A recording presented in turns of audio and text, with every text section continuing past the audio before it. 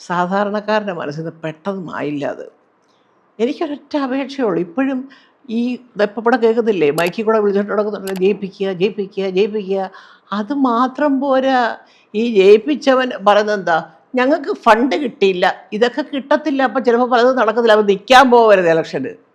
ഒന്നില്ല അത് ചെയ്യുക, നിന്ന് ആൾക്കാരെ ഈ വക വാഗ്ദാനങ്ങളും മോഹങ്ങളും ഒക്കെ ഉണ്ടാക്കിയെടുത്തിട്ട് പിന്നെ മന്ത്രി പൈസ തന്നില്ല, വകുപ്പ് അനുവദിച്ചില്ല, അതൊക്കെ അത് അവരുടെ ജോലിയാണ്. ഇതൊക്കെ ഇങ്ങനത്തെ ബുദ്ധിമുട്ടുകൾ ഫേസ് ചെയ്യുമെന്ന് അറിഞ്ഞുകൊണ്ട് വേണം ഇതിൻ്റെയൊക്കെ സ്ഥാനാർത്ഥികളായിട്ട് നിൽക്കുക. അല്ല പാർട്ടി പറഞ്ഞാൽ ആദ്യം ചോദിക്കണം, സാറേ നമ്മുടെ അവിടെ ഇങ്ങനത്തെ സീരിയസ് ആയിട്ട് 1-2 പ്രശ്നങ്ങളുണ്ട്, ഇതിനൊരു പരിഹാരം നടക്കുമോ?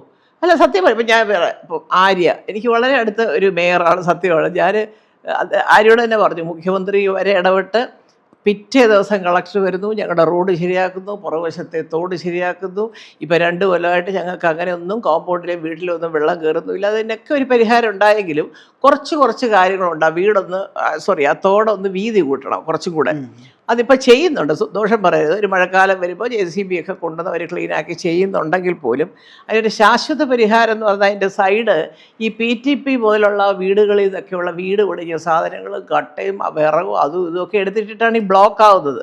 അല്ലെങ്കിൽ നേരെ അങ്ങ് ആറ്റിലോട്ട് പോകുന്നതാണ്. അപ്പോൾ അങ്ങനെ ഒരു ബ്ലോക്ക് വരാതെ അതിന് വീതി കൂട്ടി ഇതിൽ ഇങ്ങനെയുള്ള സാധനങ്ങൾ ഇടരുതെന്ന് എന്ന് പറയാനായിട്ട് മന്ത്രി കണ്ടെങ്കിലേ പറയാവോ? കോർപ്പറേഷൻ അധികാരികൾക്ക് പറയാം, വാർഡ് കൗൺസിലർക്ക് പറയാം. ഇവരൊക്കെ ഇതിനു വേണ്ടി അവരുടെ ഗവൺമെൻറ് ആണെങ്കിൽ പോലും സമരം ചെയ്യണം. അതെന്താണെന്നറിയാമോ? അവർ അത് എന്താ ചെയ്യേണ്ടതെന്നറിയാൻ നിൽക്കുന്നത് വെച്ചാൽ, അയ്യോ ഇത് നമ്മുടെ സർക്കാരാണ്, അടുത്ത പ്രാവശ്യം സീറ്റ് കിട്ടത്തില്ല, അങ്ങനെ ചിന്തിക്കല്ലേ മക്കളെ എന്നാണ് ഞാൻ പറയുന്നത്.